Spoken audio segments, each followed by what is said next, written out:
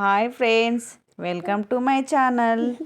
ఈరోజు వచ్చేసి రెసిపీ పుదీనా పచ్చడి ఎలా చేయాలో ఈ వీడియోలో చూద్దాం.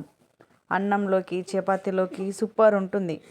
మీరు కూడా ట్రై చేయండి, వీడియో స్కిప్ చేయకుండా. హాయ్ ఫ్రెండ్స్, నేను ఈరోజు వచ్చేసి పుదీనా పచ్చడి ఎలా చేయాలో చూద్దాం. పుదీనా నేను పెద్ద కట్ట తీసుకున్నాను, కొత్తిమీర, పచ్చిమిర్చి కావాల్సినన్ని మీరు కారంకి సరిపడా. నేను 4 టమాటాలు తీసుకున్నా. ముందుగా దీంట్లో కొద్దిగంత ఆయిల్ తీసుకున్నాను. మిరపకాయలు కడిగి పెట్టుకుని నూనెలో ఇలా వేగాక ఒక గిన్నెలోకి తీసుకోవాలి. వచ్చాక పెట్టుకుంటే వాటర్ అంతా పురుగుతుంది.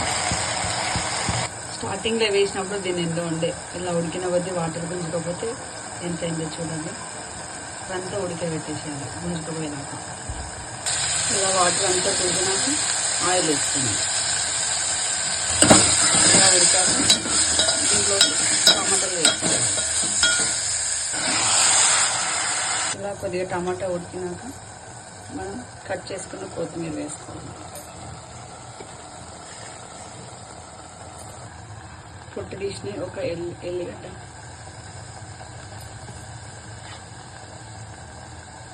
పసుపు, చింతపండు, ఇంత ఆయిల్ తీసుకొని ఇలా కలుపుకొని ఇంకొక 3 నిమిషాలు అయితే మూత పెట్టేసుకోవాలి.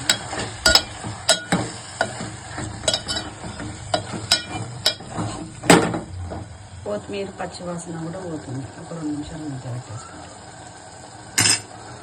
ఇలా అయింది కదా, ఇది చల్లగా అయినాక మిక్సీ పట్టుకోవాలి. నేను నువ్వులు వేయించి పెట్టుకున్నాను, పచ్చిమిర్చి వేయించుకున్నాయి. నువ్వులు మిక్సీ జార్లోకి వేసుకొని జీలకర్ర 1 స్పూన్ వేసుకొని మిక్సీ పట్టుకోవాలి. మిక్సీ పట్టుకున్న దాంట్లోకి పచ్చిమిర్చి వేసుకొని దీంట్లోకి టేస్ట్కి సరిపడా సాల్ట్ వేసుకొని మిక్సీ పట్టుకోవాలి. దీంట్లోకి పుదీనా టమాటాలు అది వేసుకొని మిక్సీ పట్టుకోవాలి. ఇలా అయ్యాక ఒకసారి టేస్ట్కి సరిపడా సాల్ట్ ఉందా లేదా చెక్ చేసుకోండి. సాల్ట్ పడుతుంది, ఇప్పుడే వేసుకోవాలి. మనం మిక్సీ పట్టేటప్పుడు వేసుకుంటేనే మొత్తం కలుస్తుంది. పోపుకి సరిపడా కొద్దిగా ఆయిల్ పోసుకొని జీలకర్ర, ఆవాలు, మిర్చి,